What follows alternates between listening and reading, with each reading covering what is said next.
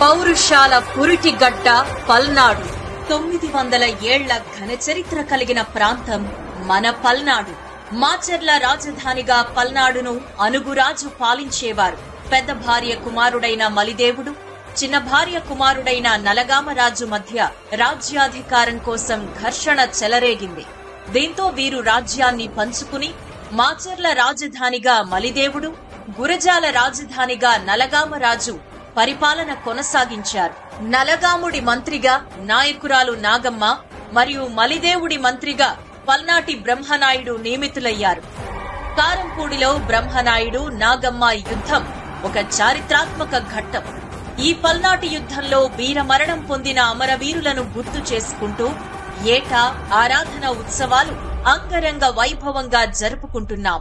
అన్యాయాన్ని ఎదిరించడం కోసం పోరాడి పలనాటి గడ్డ మీద యుద్ధంలో మరణిస్తే వీర స్వర్గానికి చేరుకోవడమే విజయమని భావించి గెలుపు కోసమే కాకుండా వీర మరణం కోసం రణం చేసిన పలనాటి వీరులారా, ఆనాడు మీరు యుద్ధం చేసిన ఆయుధాలు ఇవే ఇవే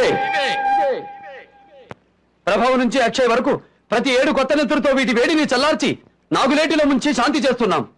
800 సంవత్సరాలుగా వీరాచారాన్ని కాపాడుతున్నాం. మమ్మల్ని ఆశీర్వదించండి.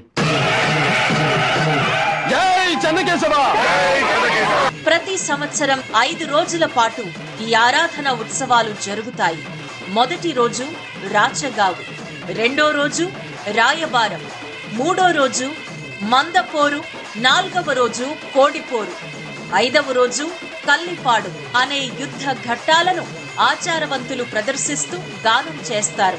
కుల మతాలకు అతీతంగా జరిగే ఈ ఉత్సవాల్లో ప్రజలు భారీగా పాల్గొంటారు.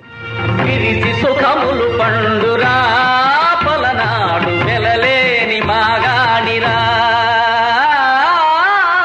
పలనాడు వెలలేని మాగాడిరా.